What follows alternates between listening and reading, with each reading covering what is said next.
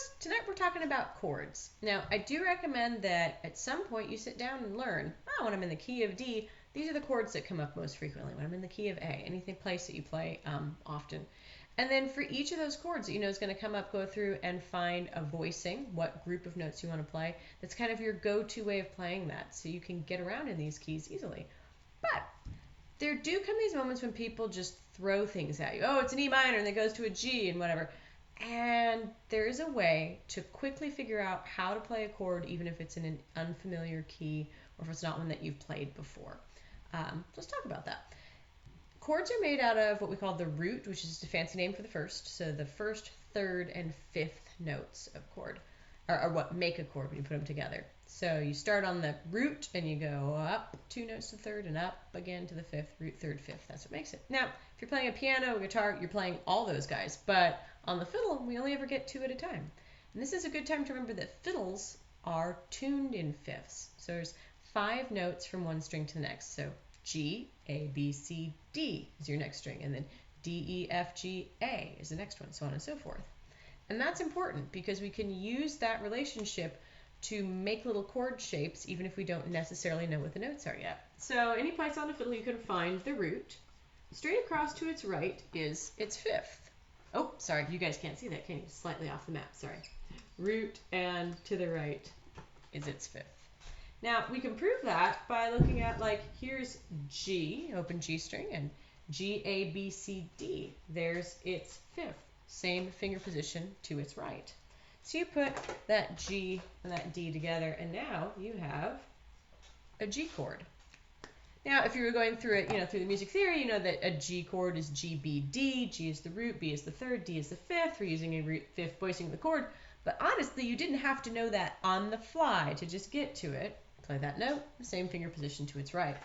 This works beyond just the open strings as well. If you play first finger on the G string, the first finger to its right is E. You play first finger on both of those, A and E, that gets you an A chord. Now that pattern works any place that you put it, but at certain points on the instrument it gets tricky, like trying to play third finger across 2 strings is hard. Or maybe it gets you an easy grouping, such as like here's D and to its right is A, and that's great, it's 2 open strings, easy peasy to play, but they're not grouped together with the other set of chords that we did. And so instead you can do something like this.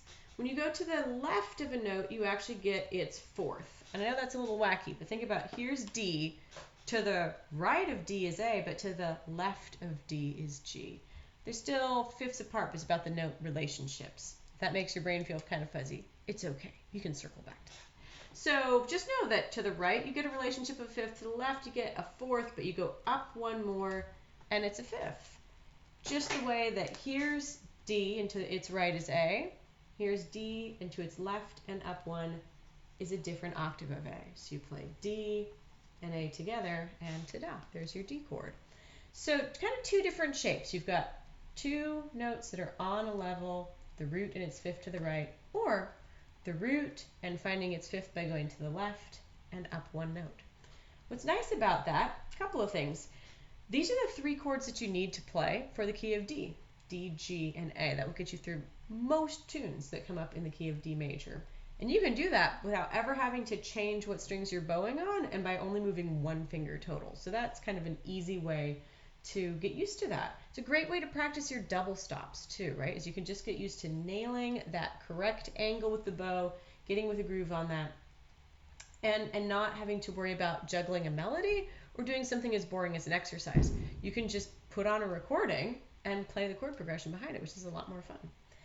One more quick note on this is that thirds, the note that we're not using, right? These chords are all made out of the root and the fifth. Thirdless voicings of the chord can be either major or minor, because a third is what determines whether a chord is major or minor.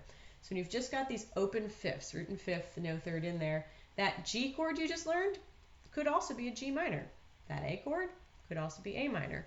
And those guys come up in other keys too, so it's kind of a 2-for-1 on that. So I would say this week, have a little fun just picking a random note and seeing, can you find a buddy note for it, either same finger position to its right or to the left and up 1. play a bunch of sounds, see what's fun, and if you get real inspired, pick a tune that you like, that you've got some sheet music for, put on the recording, and see if you can back it up. It's a lot more fun than just doing the exercise of, just drones forever, and not quite as stressful as trying to add the double stops into the melody proper. So hopefully you can have some fun with that and have a fun and safe weekend, and I will see you guys next time for Fiddle Practice Friday.